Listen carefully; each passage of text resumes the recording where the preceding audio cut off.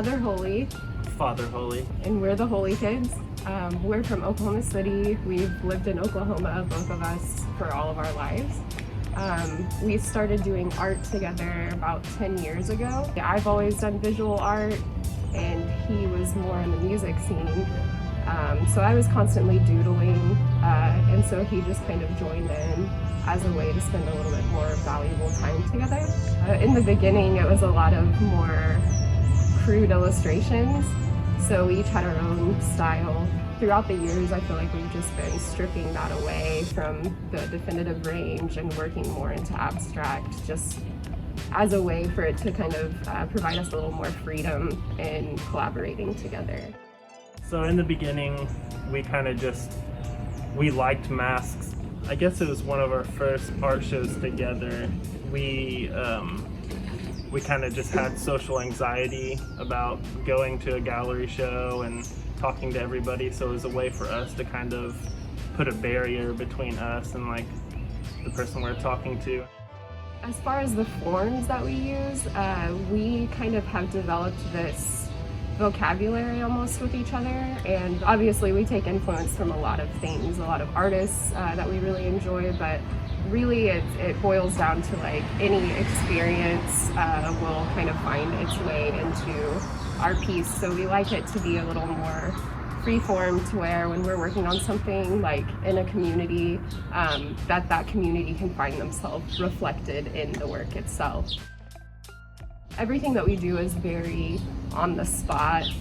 There's no preconceived designs outside of us just kind of conversing and doodling on multiple sheets of paper, and just coming up with some new forms and things like that we can always go back and reference. But for the most part, it's just on the spot, whatever feels right. If we have someone who's just a passerby that walks by to engage us while we're working, we tend to, that pause, that interruption, it will find its way into the piece as well. Public art for us is something that we love doing because we like to bring our art into such an accessible range for everyone.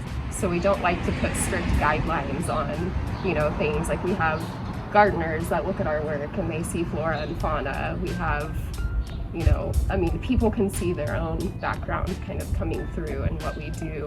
So we typically don't even title our works, as we found that kind of lays a heavy influence on what people might perceive. And to us, we always tell people it's kind of like whenever you're a kid and you're looking up at the clouds trying to form shapes out of them, and you kind of can attach yourself to what you see and kind of take that in rather than us putting those constraints on them. So I think kids are the most fun to talk to about our art, just because one, they're just usually intrigued by the masks, of course, and then also just seeing what they come up with our shapes, and sometimes it kind of influences us to keep going with that shape, keep it in our vocabulary.